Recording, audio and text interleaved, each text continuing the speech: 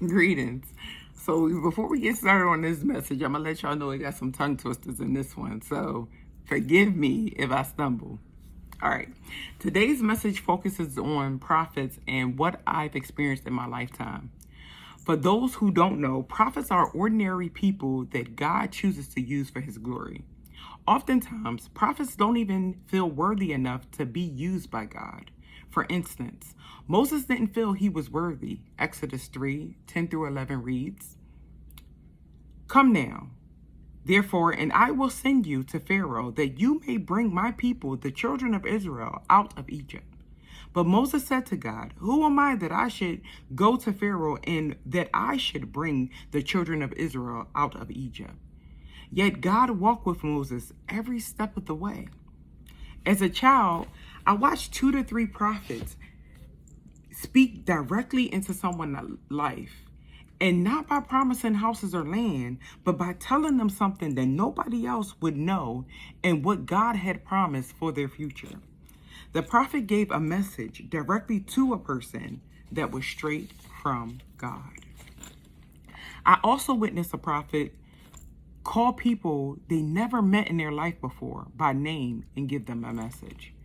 A prophet that was very dear to me and has gone on to be with the Lord once prophesied a message that a family member would live, but the family member passed away shortly after. Does this mean she wasn't actually a prophet? I beg to differ. Prophets have to ensure their own emotions are not getting in the way of what God is saying. Prophets might want something to be or something to happen, but it is God who has the final say. It is his will and not our own. If it is in his will, then it shall be done. I know this may seem unfortunate, but prophets still have a cross to bear as well. For those of you who don't know, prophets won't always have a good message for you to sow on. Many of those who will be rising up will be sending warnings to keep you and your household, to get you and your household in order. Be careful with being drawn to all prosperity messages. I would love for all of us to prosper. I really would. I would love for all of us to prosper. But this simply isn't the case. Look around you outside and within. God is not well pleased with what's going on in the world and our disconnection from him.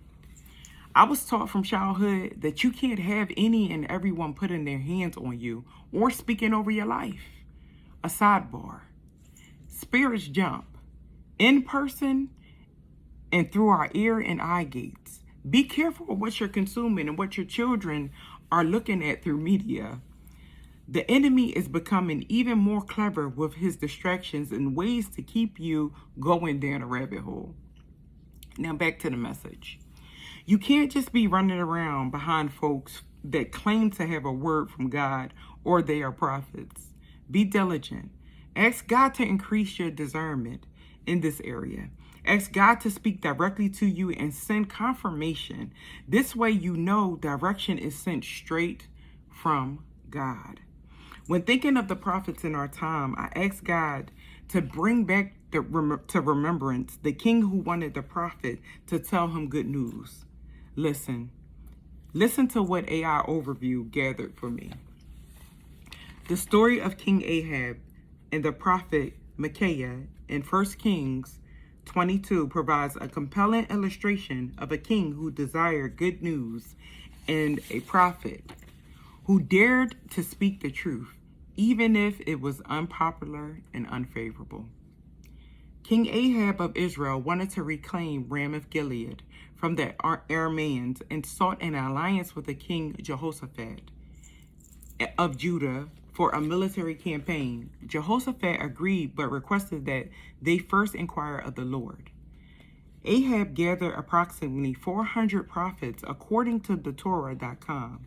These prophets all delivered the same message, predicting success in the battle and stating that the Lord would hand the city over to the king.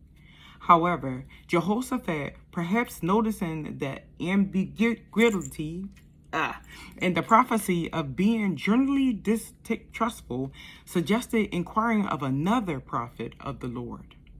Ahab reluctantly agreed, stating that there was still one more prophet. Micaiah, son of Imlah. But he hated him because Micaiah never prophesied anything good concerning him, only misfortune. Despite Ahab's reservations, Micaiah was brought before the kings. The messenger who summoned Micaiah urged him to align his words with those of the other prophets and speak favorably.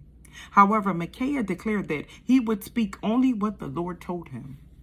When asked by Ahab whether to go to the battle or not, Micaiah initially repeated the false prophet's words, saying, "Attack and be victorious, for the Lord will give it into the king's hand." Recognizing the sarcastic tone, Ahab pressed Micaiah to tell the truth in the name of the Lord. Micaiah then revealed his true prophecy, stating that he saw all Israel scattered on the hill like sheep without a shepherd. And the Lord said, "These have no master. Let everyone return to his home in safety." This was interpreted as a prediction of Ahab's defeat and death. Micaiah went on to explain that a deceiving spirit had been sent to entice Ahab's prophets to deliver false good news, ensuring his downfall.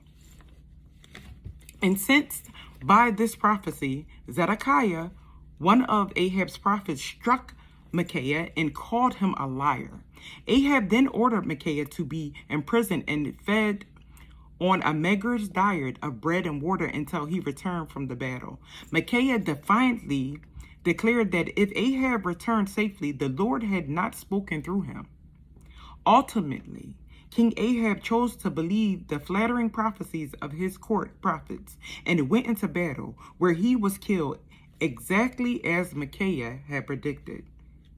This story highlights the consequences of seeking only agreeable news and rejecting difficult truth, especially when delivered by God's faithful messengers. In closing, I like to end with a reading from Revelation 19 through 20. "And I saw the beast, the kings of the earth and their armies gathered together to make war against him who sat on the horse and against his army. Then the beast was captured, and with him the false prophet who worked signs in his presence, by which he deceived those who received the mark of the beast and those who worshipped his image. These two were cast alive into the lake of fire, burning with brimstone." Whew. I know this was a heavy message, but I'm just pulling your coattail on what it is to come. Have an awesome day, everyone.